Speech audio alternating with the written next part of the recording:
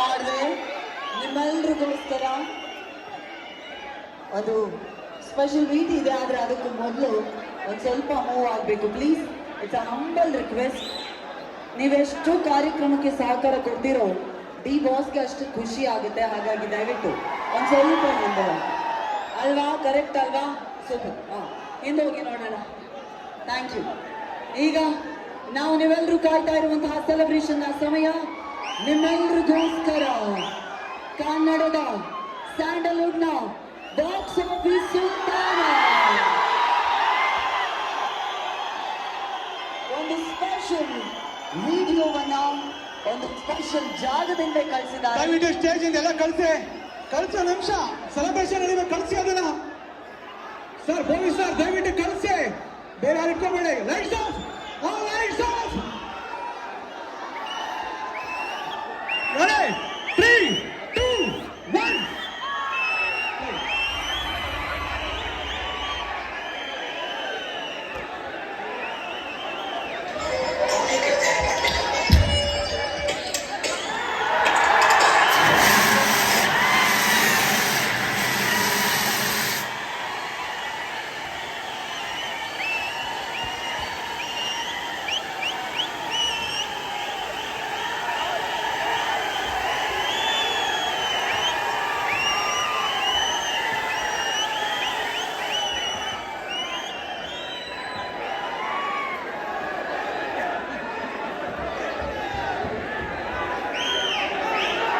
Celebration ಹೋಗಿರೋ ಎಲ್ಲ ಬರ್ಬರಿ ಕೇಳೋಣ.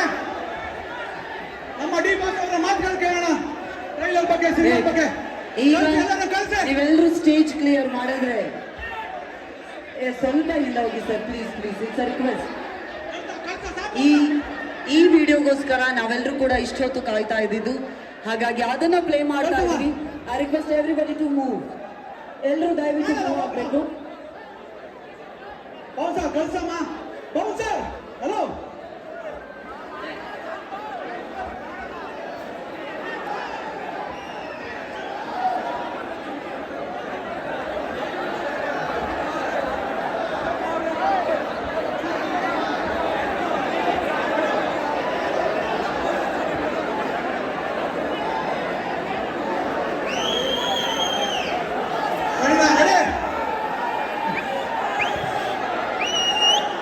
ready, play.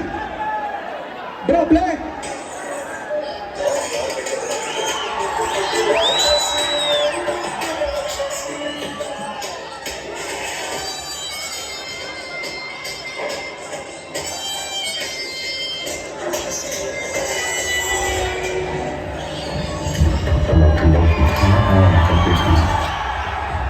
ಎಲ್ರಿಗೂ ನಮಸ್ಕಾರ.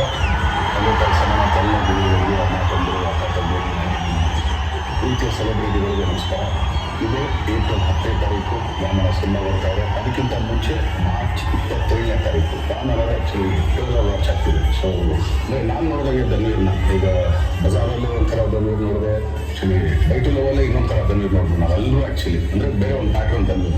ಕೈವಾದಲ್ಲಿ ಅದೊಂದು ರಿಯಲ್ ಬೇಸ್ ಸ್ಟೋರಿ ಅಂತ ಹೇಳಿದ್ರು ನಂಗೆ ತುಂಬಾ ಇಷ್ಟವಾದಂಥ ಸಿನಿಮಾ. ಕೈವಾ ನೋಡಿದ್ದು, ಇದು ವಾಮನ ನೋಡ್ತಾ ಇದ್ದೆ. ಈ 4 ಸಿನಿಮಾಗೂ ನಾನು ಖುಷಿ ಪಡೋದು ಧನ್ವೀರ್ ಒಂದೇ ಅಂತೇನಂದರೆ ಇಲ್ಲಿ ಯಾವುದು ರಿಪೀಟ್ ಇಲ್ಲ. 4 ಸಬ್ಜೆಕ್ಟ್ ಕೂಡ ರಿಪೀಟ್ ಇಲ್ಲ. ಸೊ ಮತ್ತೀಗ ವಾಮನ ಬಂದರೆ ಒಂದು ತಾಯಿ ಸೆಂಟಿಮೆಂಟ್ ಇರೋಂಥ ಸಿನಿಮಾ, ತಾಯಿಗೋಸ್ಕರ, ಪ್ರೀತಿಗೋಸ್ಕರ.